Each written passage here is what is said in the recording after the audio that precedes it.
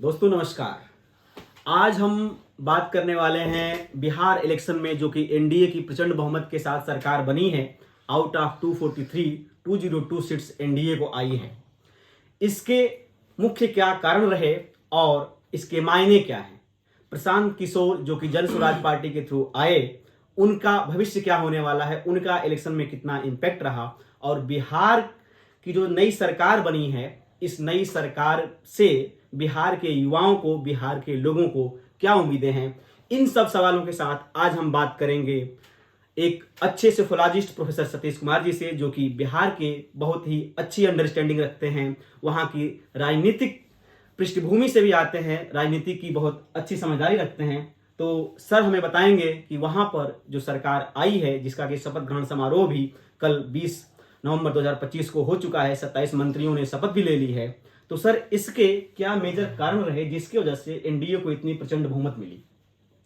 हम इसके कारण तो बहुत होंगे, जो कि रिजल्ट जब निकलता है तो उसके पहले अनुमान अधिकतर लोगों का था कि एनडीए सत्ता में आएगी। संघर्ष भी बराबरी का माना जा रहा था, लेकिन जिस तरीके से रिजल्ट आया वो पहले की तरह, जैसे हरियाणा में सभी सेपोलॉजिस्ट और जितने भी पॉलिटिकल थिंकर्स थे वो इस तरह के रिजल्ट के अनुमान नहीं लगाए हुए थे। यहाँ पर भी वही बात हुआ, जो प्रचंड बहुमत आया। और प्रोपोर्शनल रिप्रेजेंटेशन में अब ये चीज़ें बड़ा ही माइन्यूट है कि कई ऐसी सीटें हैं, लोग बताते हैं कि 50 से 55 ऐसी सीटें हैं जहाँ पर मार्जिन 1 वोट से लेकर 500 या 700 वोट के बीच का है। तो अगर वो किसी तरीके से अगर बदल गया होता तो स्थिति अलग होती, क्योंकि लड़ाई देखिए बराबर की इसलिए भी थी कि परसेंटेज ऑफ वोट आरजेडी को अभी भी सबसे ज़्यादा है, वो बीजेपी से ज़्यादा है, तकरीबन 0.9%। तो उस हिसाब से वो सीट में कन्वर्ट नहीं हुआ। लेकिन जब सीट में हम जो भी सिस्टम है, जो सीटें आई हैं, वो अपने आप में एक नई कहानी बिहार की कह रही है। तो उस कहानी के अनुरूप हमें लगता है कि कुछ थियरी जो हमें ग्राउंड पर दिखाई दिया, जब इलेक्ट्रल स्टडी के रूप में हमने कुछ जिलों में भ्रमण किया और कई लोगों से मिला, तो हमें नजर आया कि नीतीश कुमार अपने आप में एक अद्भुत लीडर के रूप में उभर कर पिछले 3 दशकों में सामने आए हैं, जिसकी अमिट छाप आज भी बिहार की राजनीति पर बड़ी मजबूती के साथ स्थापित है। और कास्ट कॉम्बिनेशन को के नज़रिए से भी देखें तो ईबीसी के बड़े वोट बैंक के वो हकदार और मालिक हैं, जो हमें नज़र आया कि जितने लोग आरजेडी लालू प्रसाद यादव आरजेडी के साथ नहीं है, उससे ज़्यादा ईबीसी के वोटर जो हैं वो नीतीश के पक्ष के हैं। फिर महादलित और महिलाएं, विशेषकर महिलाएं हर तबके से, यहाँ तक कि कुछ महिलाएं मुस्लिम समुदाय से भी नीतीश के पक्ष में हैं। जो पैसा लोग फ्री वीज के लिए कहा गया कि 10,000 दिए गए, वो एक छोटा कारण है, लेकिन महिलाओं का जो एफिनिटी है वो नीतीश कुमार के साथ जुड़ा हुआ है, चाहे वो शराबबंदी के कारण से हो या छोटे छोटे व्यापार को प्रश्रय देने के कारण से हो। तो नीतीश कुमार अपने आप में बहुत बड़ा पॉलिटिकल फिगर है, जिसके कारण से ये जीत हमको लगता है कि वो दिखाई दे रही है। और बिहार के लिए भी अच्छा है, क्योंकि अगर तुलनात्मक दृष्टि से देखें तो जितने भी नेता अभी बिहार में अन्य पार्टियों के भी जो भी हों, तो नीतीश कुमार से बड़ा कोई फिगर नहीं है। तो बिहार की राजनीति के लिए भी अच्छा है कि एनडीए की सरकार आई है, केंद्र में भी वही है। तो विकास के लिहाज से भी हमको लगता है बिहार को फायदा इसका मिलना चाहिए। जो अनुमानित या जो एजेंडा नीतीश कुमार के दिमाग में होगा, वो कोशिश करेंगे कि वो केंद्र सरकार की सहयोग से उन चीज़ों को बिहार में उसका वो अमलीकरण हो और बिहार के लोगों को फ़ायदा हो। क्योंकि आज भी बिहार गली कुचलों में जाने पर दिखाई देता कि बहुत पिछड़ा हुआ है। गरीबी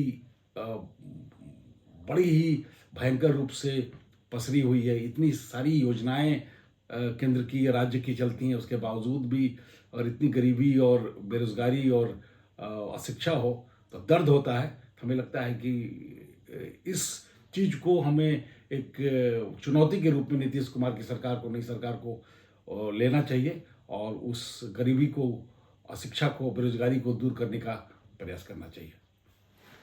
जैसा कि सर ने बताया कि नीतीश कुमार जी पिछले 3 दशकों से बिहार की राजनीति की एक धुरी बने हुए हैं, तो बिहार की राजनीति को और देश की राजनीति को अगर समझना है तो विशेषकर एक नीतीश कुमार बहुत बड़े मैजिकल लीडर हैं, एक बहुत उनका फैक्टर है।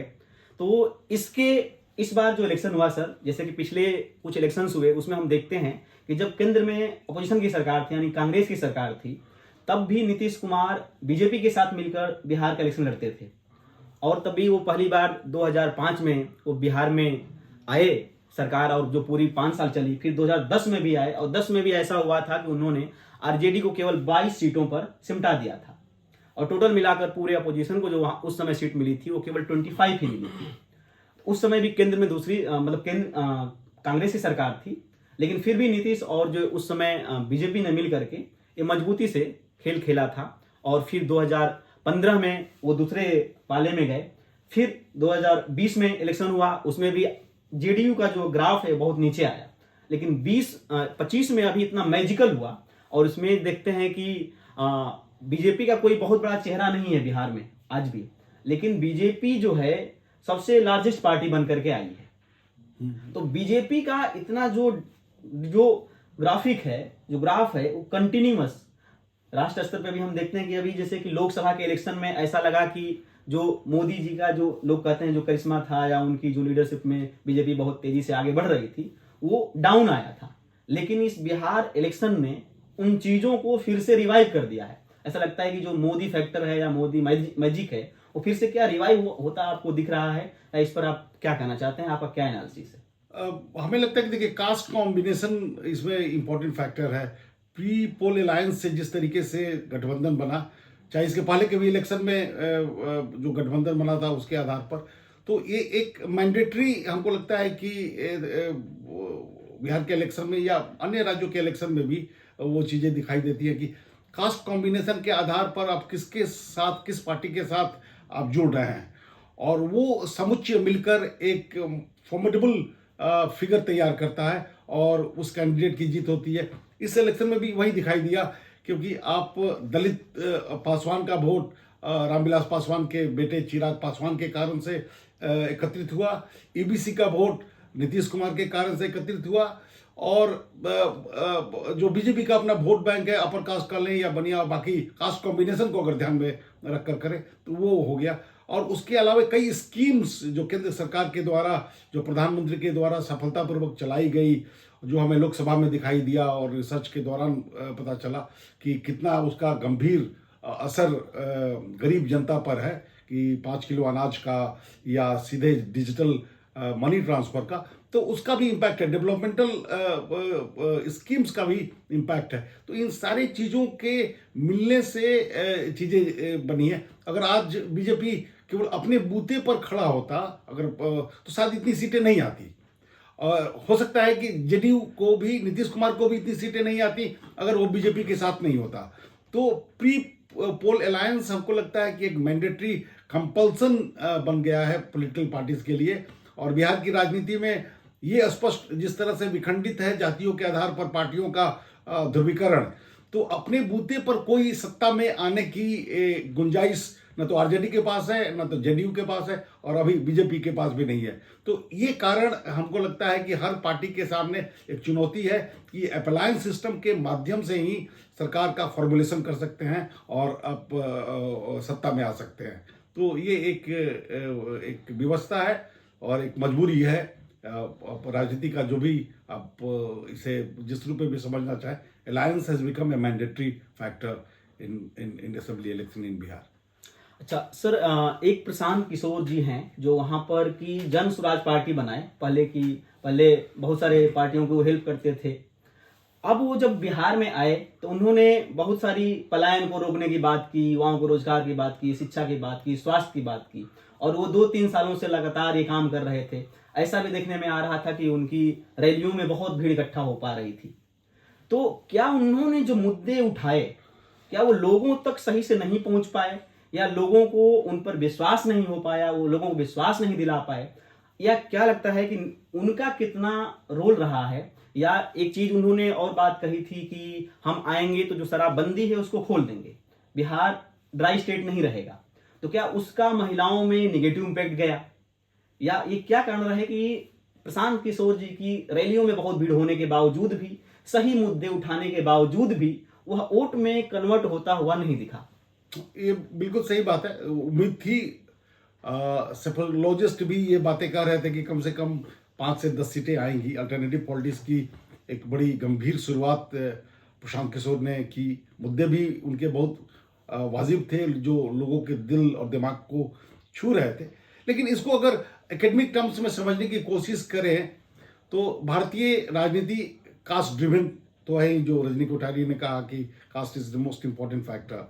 लेकिन उसके अलावे एक राजनीतिक पार्टी की जो शक्ल और पहचान बनती है वो आइडियोलॉजी पर बनती है, एक विचारधारा के आधार पर बनती है। चाहे वो कम्युनिस्ट विचारधारा हो, चाहे सोशलिस्ट विचारधारा हो, चाहे वो राइट, मतलब किसी भी तरह की।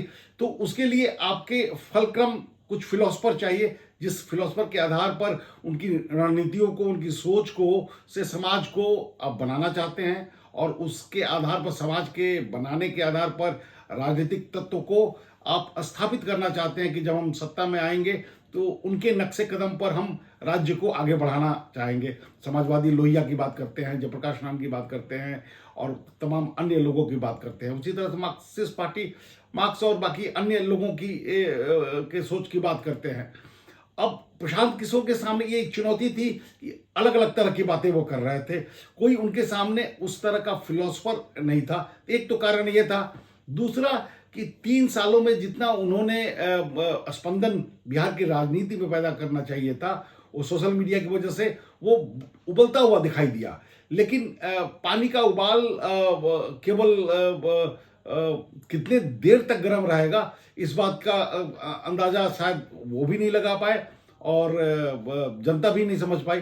तो ये हमें लगा कि ये बुलबुले की तरह था, और वो कॉन्क्रिटाइज नहीं हो पाया, क्योंकि अभी भी कास्ट ड्रिवन पॉलिटिक्स बिहार में है, आइडेंटिटी की पॉलिटिक्स है, जिसको वो भेदने में असक्षम हुए।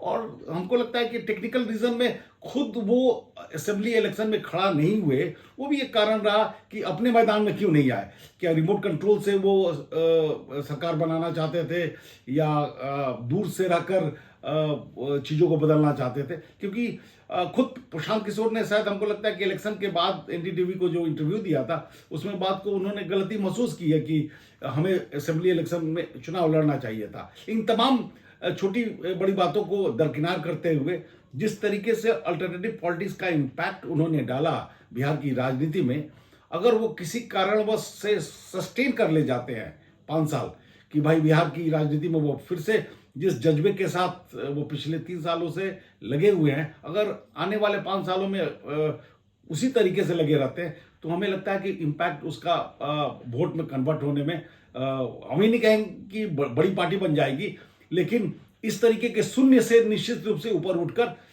एक पार्टी का एक पहचान बनाने में वो सफल हो जाएंगे।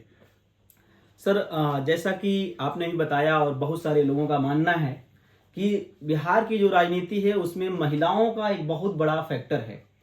2020 का जब इलेक्शन हुआ तो मेल और फीमेल महिला वोटर्स में 5% का डिफरेंस था, जिसमें महिलाएं 5% ज़्यादा वोटिंग करी थी। इस बार जो वोटिंग हुई है उसमें लगभग 10% का डिफरेंस है। और इसी बीच प्रशांत किशोर जी ने कहा कि अगर हमारी सरकार आती है, हम सरकार में आते हैं, तो हम जो शराबबंदी है उसको खोल देंगे। तो इस पर क्या जो बिहार की महिलाएं हैं, क्योंकि बिहार से माइग्रेशन, पूरे देश में हम देखते हैं कि सबसे ज़्यादा माइग्रेशन बिहार से होता है, अदर राज्यों में जा करके बिहार के लोग काम करते हैं, और महिलाएं वहाँ पर कई बार उनके अपने बिना पति के भी रहती हैं। तो उन सब के लिए जो ये उनका स्टेटमेंट, क्योंकि अदर किसी भी पार्टी ने ये साहस नहीं कर पाया, अपोजिशन की भी, अगर हम आते हैं सत्ता में तो हम शराबबंदी को खोलेंगे, लेकिन ये जो है प्रशांत किशोर जी ने किया। तो क्या इस बात का महिलाओं में खासकर जाकर के एक बड़ा नेगेटिव इम्पैक्ट पड़ा क्या, जो कि, और वो महिलाएं तो ऑलरेडी खैर नीतीश कुमार की बहुत फेवरेट वोटर्स हैं, लेकिन क्या ये जो स्टेटमेंट आया इससे और भी ज्यादा ये प्रभाव पड़ा कि सारी महिलाएं एक झुंड में एक साथ जा करके उन्होंने नीतीश कुमार को वोट किया या एनडीए के पक्ष में वोट किया? अंशतः हो सकता है कि सही हो, लेकिन लार्जर कॉन्टेक्स्ट में हमको लगता है कि वो उतना बड़ा कारण नहीं रहा होगा।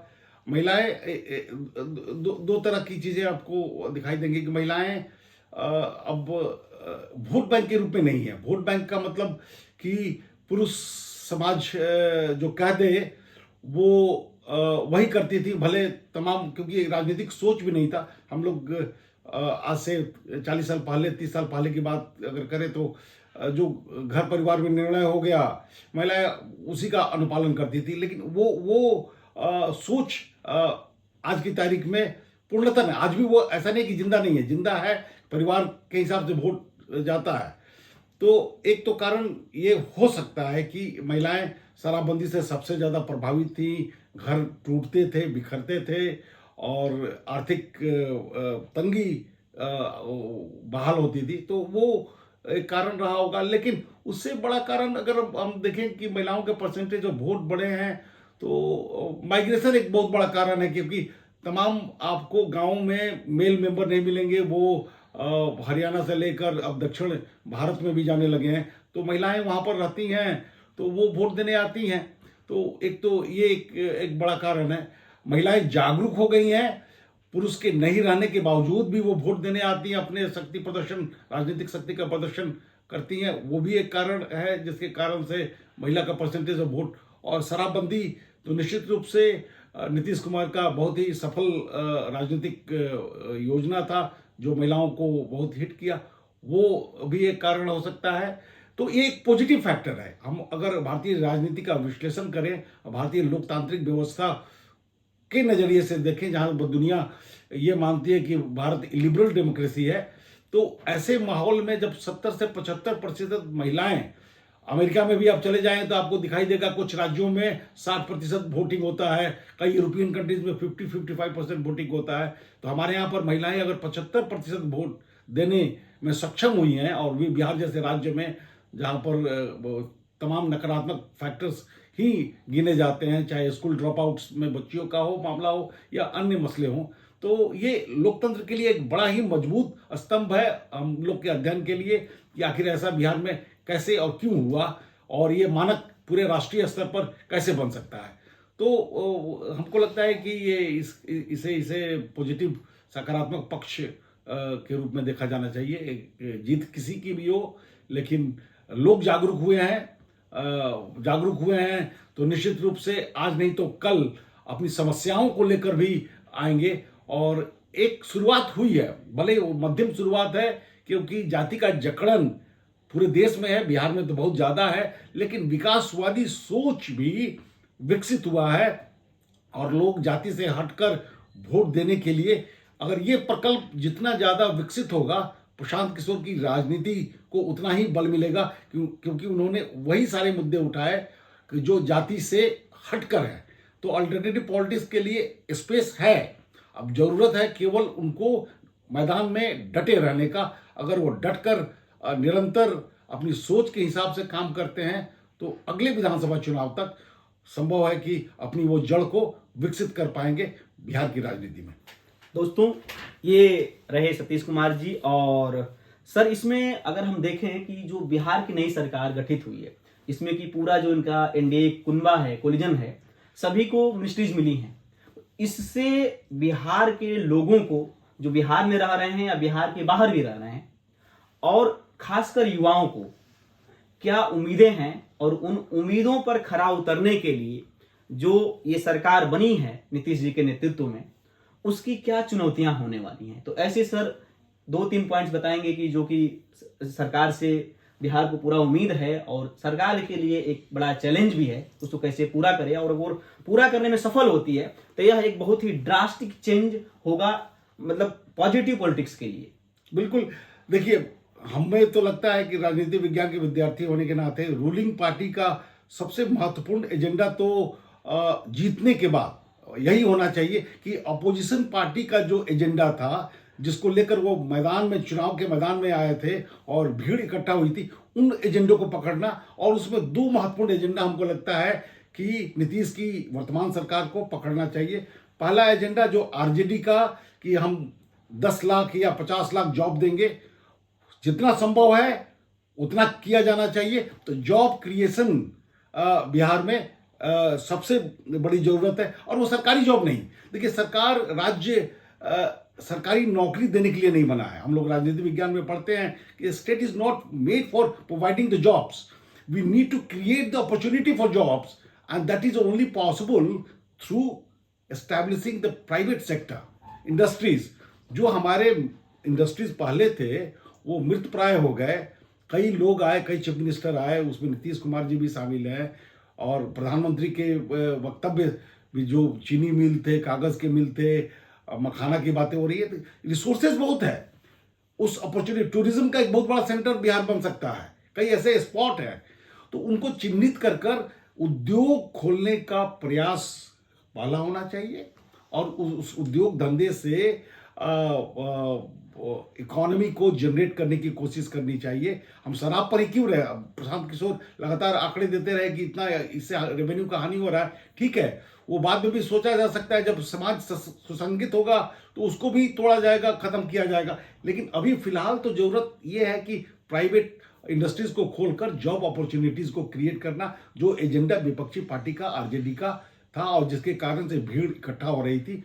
दूसरा, माइग्रेशन को रोकने का, बिल्कुल सही बात है। ये आइडेंटिटी और ह्यूमिलिएशन का प्रतीक है कि आप रैली में नई रेल खोलने की बात करते हैं, और जो प्रशांत किशोर ने बड़े ही इमोशनल तरीके से बिहार की जनता को के बीच में ये बातें रखी कि यहाँ पर ट्रेनें इसलिए खोली जाती हैं कि मजदूरों को यहाँ से मुंबई और गुजरात और भारत के अन्य राज्यों में ले जाया जाए, जबकि ये बिल्कुल रोका जाना चाहिए, और यहाँ पर इंडस्ट्रीज खड़ी करनी चाहिए। हमारे लोग मजदूर बन के नहीं जाएं, हमारे लोग शिक्षाविद बनकर जाएं, और उस तमाम तरह के उस कारीगर के रूप में जाएं जहां से देश की सेवा कर सके।